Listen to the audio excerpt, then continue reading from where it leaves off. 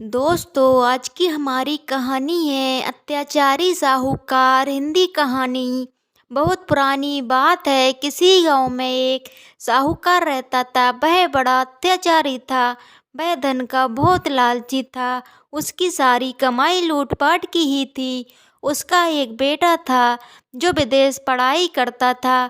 कभी कभी घर आता था। गांव में लोगों को कर देने के बाद अत्याचार करके अपना घर का ब्याज सहित वसूलता था।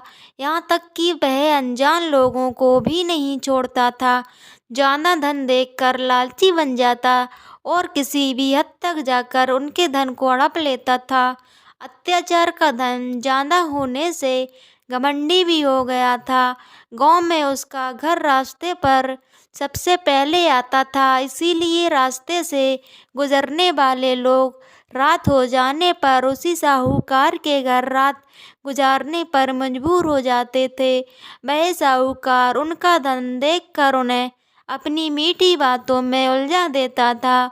उन्हें अपने घर ठहरने के लिए मजबूर कर देता था और सुबह होने से पहले ही उसका सारा धन गायब कर देता था और कोई सबूत भी नहीं छोड़ता था।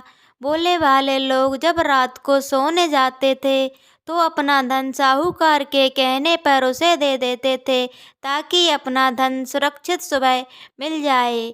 लेकिन साहूकार धन वापस करने के बजाय उन्हें डरा धमका कर भगा देते थे। एक दिन जब साहूकार का बेटा अपने घर आया था और संयोग से उसी दिन एक बुद्धिमान आदमी उसी रास्ते गुजर रहा था।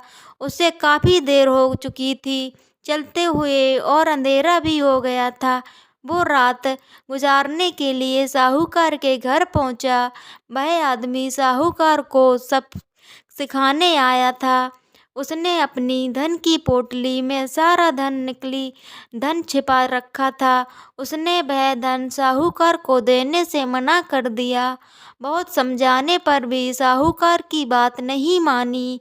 साहूकार बहुत गुस्सा हुआ, लेकिन उसने उसे एक कमरे में सोने के लिए भेज दिया। ऐसे कमरे में भेजा जिसमें सोने की कोई व्यवस्था नहीं थी। नीचे ही एक बिस्तर लेकर सो गया। साहूकार ने उसका धन लेने के लिए उसे मारने का प्लान बनाया और दो आदमी को उसे उसी कमरे में मारने के लिए भेज दिया। लेकिन साहूकार के बेटे ने उस आदमी को अपने कमरे में भेज दिया और वह उस आदमी की जगह सो गया।